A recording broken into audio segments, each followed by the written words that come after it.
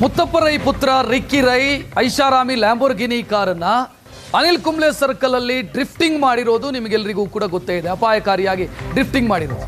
ಸದ್ಯ ಈ ಕೇಸಿಗೆ ಸಂಬಂಧಿಸಿ ರಿಕ್ಕಿ ರೈ ವಿಚಾರಣೆಗೆ ಹಾಜರಾಗಿದ್ದೂ ಆಗಿದೆ. ಈಗ ರಿಕ್ಕಿ ರೈಯನ್ನ ಪೊಲೀಸರು ಕಾಲೆಳೆದಿದ್ದಾರೆ. ವಿಡಿಯೋವೊಂದನ್ನು ರಿಲೀಸ್ ಮಾಡಿದ್ದಾರೆ ತಮ್ಮ ಸೋಷಿಯಲ್ ಮೀಡಿಯಾದಲ್ಲಿ. ಕಾರು ಆ ರೀತಿ ಡ್ರಿಫ್ಟ್ ಆಗೋದಕ್ಕೆ ಕಾರಣ ಬ್ರೇಕ್ ಸರಿ ಇರಲಿಲ್ಲ ಅಂತ ಕತೆ ಹೇಳಿದರು. ಈಗ ಅದನ್ನು ಕಾಲೆಳೆಯುವಂಥ ಕೆಲಸವನ್ನ ಪೊಲೀಸರು ಮಾಡಿದ್ದಾರೆ.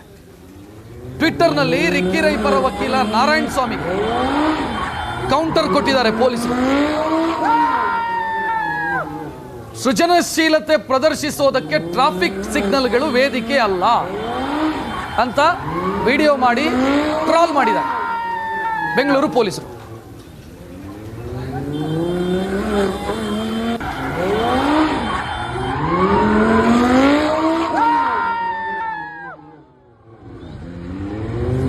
ಅನಿಲ್ ಲ್ಯಾಂಬರ್ಗಿನಿ ಕಾರಲ್ಲಿ ಒಂದು ಆಗಿದೆ ನ್ಯೂಸೆನ್ಸು ಅಂತ ಮಿಡ್ ನೈಟಲ್ಲಿ 2 ಗಂಟೆ 3 ಗಂಟೆಯಲ್ಲಿ ಯಾವುದೋ ನ್ಯೂಸೆನ್ಸ್ ಏನು ಆಗಿಲ್ಲ. First point.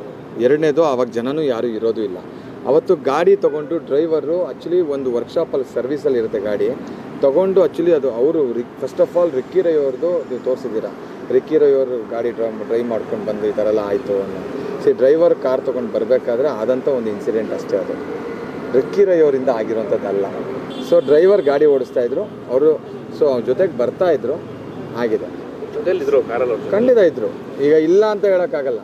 ಯಾರು ಇಂಟೆನ್ಷನ್ಲಿ ಮಾಡೋಲ್ಲ. ಬ್ರೇಕ್ ಹೊಡೆದಾಗ ಅಲ್ಲಿ ಸ್ಕಿಡ್ ಆಗಿದೆ. ಫಸ್ಟ್ ಅಲ್ಲಿ ರೋಡ್ ಸರಿ ಮಾಡೋಕ್ಕೆ ಹೇಳಿ. ಅದೇನಾಗಿದೆ ಅಲ್ಲಿ ರೋಡೆಲ್ಲ ಸ್ವಲ್ಪ ಮರಳೆಲ್ಲ ಇದ್ದಾಗ ಬ್ರೇಕ್ ಹೊಡೆದಾಗ ಸ್ಕಿಡ್ ಆಗ್ತದೆ. ಅಲ್ಲಿ ಮೊನ್ನೆ ತಾನೇ ರೋಡ್ ಅದು ರೆಡಿ ಮಾಡಿದ್ದಾರೆ.